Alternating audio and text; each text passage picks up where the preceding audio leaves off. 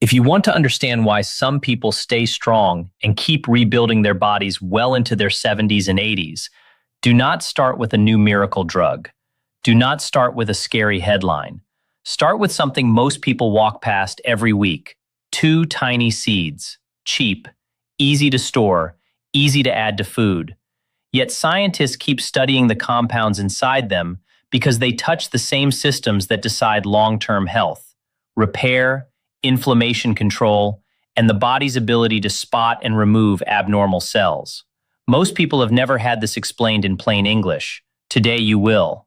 And once you know what these seeds are and what the research really says, you will never see the spice aisle the same way again. Now, I need to be clear right away. This video is education only. It is not medical advice. These seeds do not cure cancer. If you have cancer, do not replace your treatment with food or supplements. But if you want to understand what the research says about certain cancer-related pathways and how daily foods may support your body's natural defenses, you are in the right place. We are going to talk about what studies suggest, what they do not prove, and how people use these foods in a realistic routine. Here is what you will learn. You will learn the names of the 2 forgotten seeds. You will learn what scientists mean when they talk about stem cells in simple words. You will learn the main cancer-related pathways these seeds are often studied for, like blood vessel growth signals, inflammation signals, and programmed cell death. And you will learn the safest, simplest way to use them as a daily habit, plus the warnings you should not ignore. So why have most people never heard a clear explanation of this? One reason is money. Seeds cannot be patented. Big companies do not own them.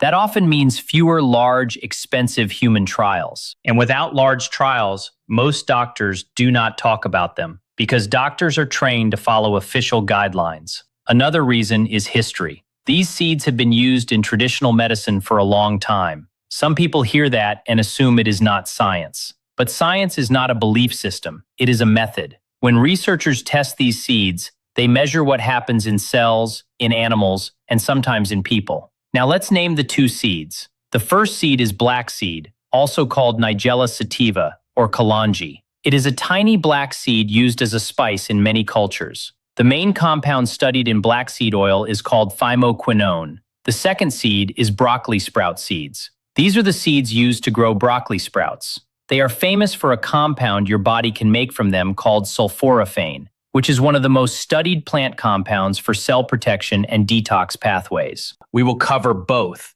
and then we will put them into a simple plan you can actually follow. But first, we need to talk about the word stem cells, because people throw that word around and it gets confusing. Stem cells are like your body's repair and replacement system. Your body uses them to make new cells. Your blood and immune system depend on them. Your gut lining depends on them. Your skin, muscles, and many tissues depend on signals that tell stem and progenitor cells when to repair. As you get older, repair tends to slow down. This does not mean your body stops repairing. It means the signals can get weaker. The environment inside the body can get more inflamed, and the cells can face more stress. Over time, damage can build up faster than repair. That is when people start feeling older in a real way. Slower recovery, lower energy, more aches, more illness. So when you hear double stem cells in a headline, you should think carefully. In real science, many results about stem cells come from lab studies that measure stem cell markers or stem cell activity in a controlled setting. That does not automatically mean the same thing happens inside every human body at the same level. But it can still matter because it shows a possible direction. A compound may support repair signals, reduce stress on cells, or help certain stem cell pathways work better. Now let's focus on the first seed, black seed. Black seed is studied mostly because of thymoquinone. Thymoquinone is not a vitamin. It is not a mineral. It is a bioactive plant compound. That means it can interact with signals in the body. Researchers have looked at black seed and thymoquinone for many reasons, but 3 areas show up again and again: cell protection, inflammation control, and cancer-related pathways. Let's start with cell protection, because this connects to stem cell health. In many lab studies, thymoquinone has been linked with antioxidant defense pathways inside cells. One pathway you may see in papers is called NRF2. Here is the simple version. NRF2 is like a master switch. When it is turned on, cells can increase their own defense systems. That includes making more of the body's own protective compounds. When cells are under less stress, they often function better. That can matter for long-term repair. Now let's talk about stem cells more directly. Some lab research has looked at how thymoquinone affects stem and progenitor cell markers, including markers used in blood-forming stem cells. You may see CD34 mentioned in research. CD34 is a marker scientists use when studying certain stem and progenitor cell populations in lab settings.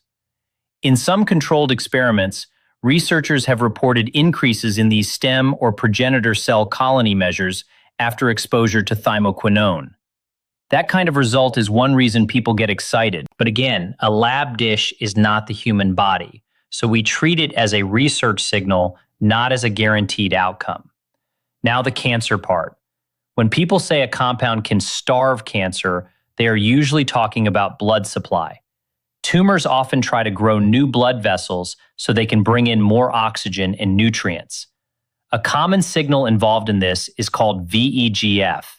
Many studies look at whether a compound reduces VEGF signaling or related pathways. In some lab and animal studies, thymoquinone has been shown to reduce pro-angiogenesis signals, including VEGF-related activity in certain models. The simple idea is this: if a tumor cannot build support systems, it may struggle to grow. The second pathway researchers often study is apoptosis. Apoptosis is programmed cell death. Your body uses it to remove damaged cells. Cancer cells often try to avoid apoptosis so they can keep multiplying. In multiple lab studies, thymoquinone has been shown to increase apoptosis signals in certain cancer cell lines.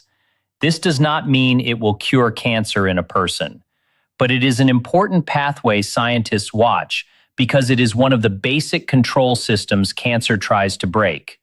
The third pathway is chronic inflammation signaling. One common target in research is NF-kappa B. NF-kappa B is involved in turning on many inflammatory signals.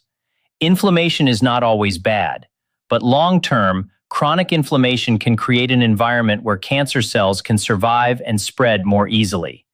In lab studies, thymoquinone has been shown to reduce NF-kappa B activity in certain models.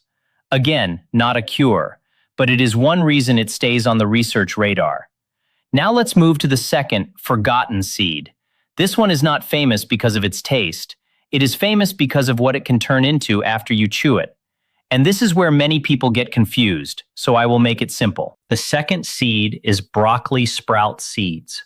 These are the seeds used to grow broccoli sprouts. The seed itself is not the magic. The key is a compound stored inside the seed called glucoraphanin. When you chew sprouts or crush them, an enzyme called myrosinase helps turn glucoraphanin into sulforaphane. Sulforaphane is one of the most studied plant compounds for cell protection and cleanup systems inside the body. That word cleanup matters, because one reason cancer becomes dangerous is not just that bad cells exist. Bad cells can show up in anyone. The bigger issue is when the body's control systems are weak, when inflammation stays high, when detox pathways are slow, when damaged cells are not removed, when repair signals are low. Sulforaphane is studied because it may help several of these systems work better. Here is the big idea. Black seed is studied a lot for thymoquinone and inflammation pathways like NF-kappa B, and for effects seen in lab cancer models. Broccoli sprout seeds are studied a lot for sulforaphane and a pathway called NRF2. You already heard about NRF2. Here it is in plain English. NRF2 is like a switch inside your cells. When it turns on, your body can make more of its own protective enzymes. These enzymes help with antioxidant defense and detox. They help deal with stress from things like smoke, pollution, poor diet, and even normal aging. This is one reason people say broccoli sprouts support cell health. It is not because they kill everything bad in one day. It is because they may help the body run its defense program more strongly over time. And there is real human research here. Not perfect, not final, but real. For example, some human studies have tested broccoli sprout drinks and found they can increase the body's removal of certain air pollutants. That does not mean you can eat sprouts and live in smoke, but it shows that these compounds can change detox activity in humans, not just in a lab dish. Now let's connect this to cancer pathways in a simple way. Researchers look at sulforaphane for a few major actions. First, it may help with cell protection by raising the body's own antioxidant enzymes through NRF2. This can lower oxidative stress, and oxidative stress is one thing that can damage DNA over time. Lower damage is one part of cancer prevention. It is not the only part, but it matters. Second, sulforaphane is studied for inflammation control. Chronic inflammation can help tumors grow and can also weaken immune defenses. Sulforaphane has been shown in lab studies to affect inflammatory signaling, sometimes including NF-kappa B activity. Third, sulforaphane is studied for apoptosis, the cell self-destruct program. In lab studies, sulforaphane has been shown to push some cancer cells toward apoptosis and to slow growth signals. Fourth, sulforaphane is also studied for changes in cell cycle control. Cancer is basically uncontrolled cell division. Many studies test whether sulforaphane can slow that cycle in abnormal cells. So when people say starve cancer, they often mean stopping blood supply. With sulforaphane, the bigger story is often change the environment, lower inflammation signals, support detox defenses, improve stress response, help the body control damaged cells better. Now, here is the part most people mess up. They buy a broccoli supplement and think it equals sprouts. It often does not. Sulforaphane is tricky. You only get strong sulforaphane if glucoraphanin and myrosinase can meet and react. Heat can damage myrosinase, and many supplements do not clearly explain what form you are getting. So if you want the food-based route, many people use broccoli sprout seeds to grow sprouts at home. It is cheap. It is fast. But you must be careful with cleanliness because sprouts can carry bacteria if grown poorly. Seniors need to be extra careful. If you are going to eat sprouts, wash your hands. Use clean jars. Rinse them well. And consider lightly steaming them if you have a weak immune system. Light steaming can reduce germs, but too much heat can reduce myrosinase.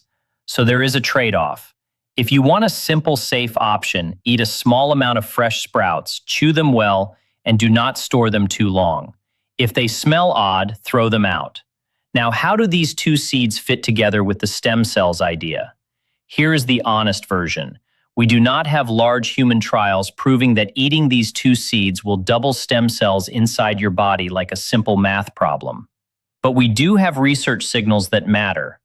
Black seed compounds are studied for antioxidant and inflammation pathways and for stem or progenitor markers in lab settings. Broccoli sprout compounds are studied for NRF2 activation and for cell protective enzymes that help the body handle stress. Less stress and better defense signaling can support healthier repair over time. So the best way to think about it is this. These are not cancer cures. They are daily inputs that may support your body's built-in protection systems.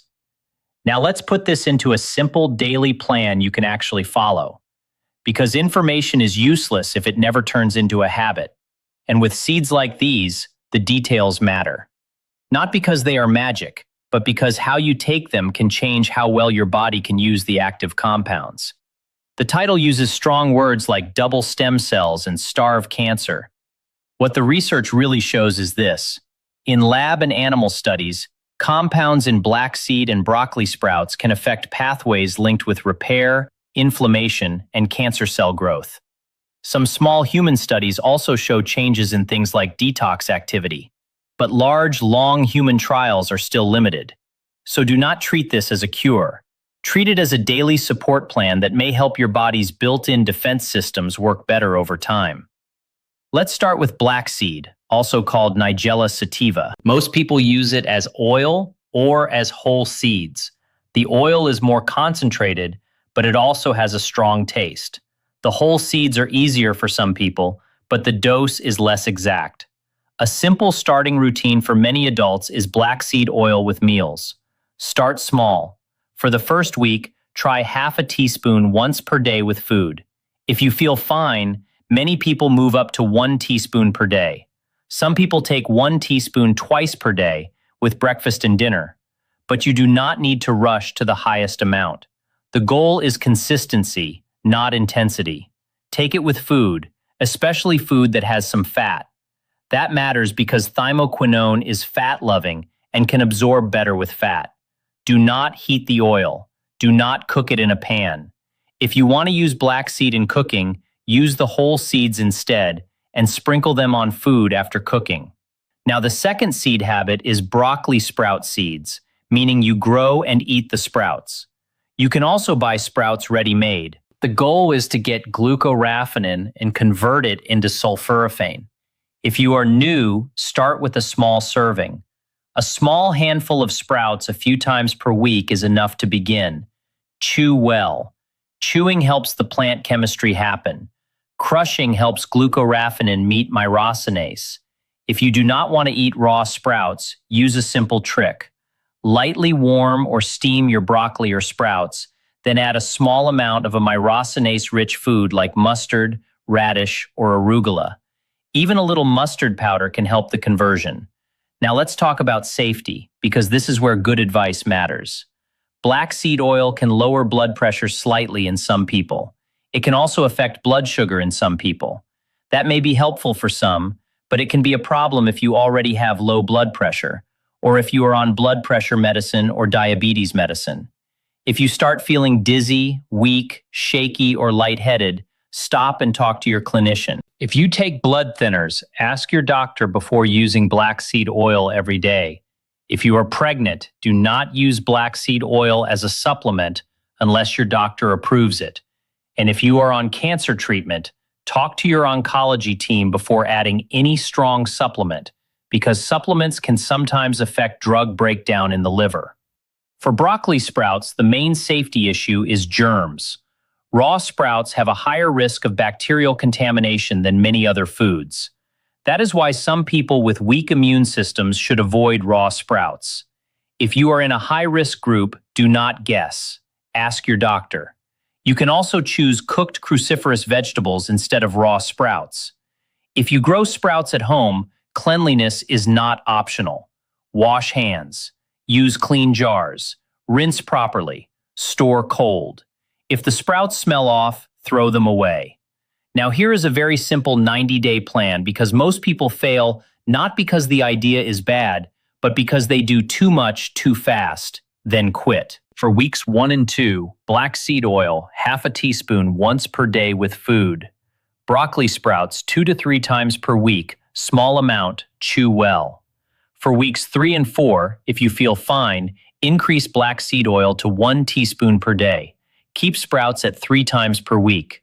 After 1 month, decide if you want to go to 1 teaspoon twice per day. Many people do not need that much.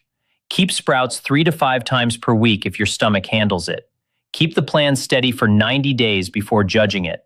That does not mean wait for miracles. It means give your body time. Many changes are slow. Now let's cover the biggest mistakes that stop people from getting any value. Mistake 1 is expecting a quick feeling. These compounds are not like caffeine. You may not feel cell defense pathways turning on. Mistake 2 is buying low-quality oil. Black seed oil can go bad. Light, heat, and oxygen can damage it. Look for cold-pressed oil in a dark glass bottle. Check the date. If it smells stale or rancid, do not use it. Store it properly after opening. Mistake 3 is taking black seed oil on an empty stomach and then wondering why it causes nausea or burping. Many people do better taking it with food. Mistake 4 is overheating the wrong thing. Do not cook the oil. And do not boil cruciferous foods for a long time and expect the same benefit. Mistake 5 is ignoring food safety with sprouts. If you are not sure, choose cooked broccoli and add mustard or radish to support the chemistry. Now, how do you know if this routine is worth it for you? Track 1 or 2 simple things, not 10. For example, energy level during the day, or how your digestion feels. If you check blood pressure or blood sugar, do it safely and consistently, and share changes with your clinician. The point is to see if your daily body signals improve, not to chase a dramatic overnight change. Now let's recap everything in simple words.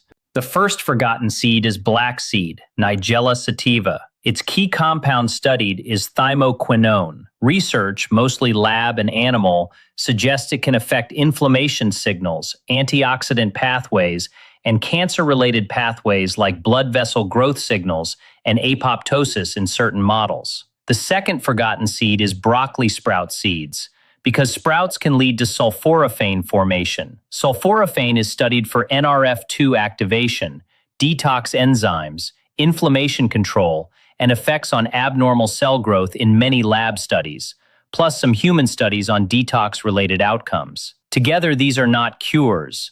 They are daily inputs that may support your body's protection systems, including immune defense, stress defenses, and long-term repair signals. If you want to take one action after this, make it this. Pick a simple plan you can follow for 90 days. Start small, focus on quality, stay safe with meds and sprouts, and let the habit work in the background. In the comments, say your age and which one you are more likely to try first: black seed oil, broccoli sprouts, or both.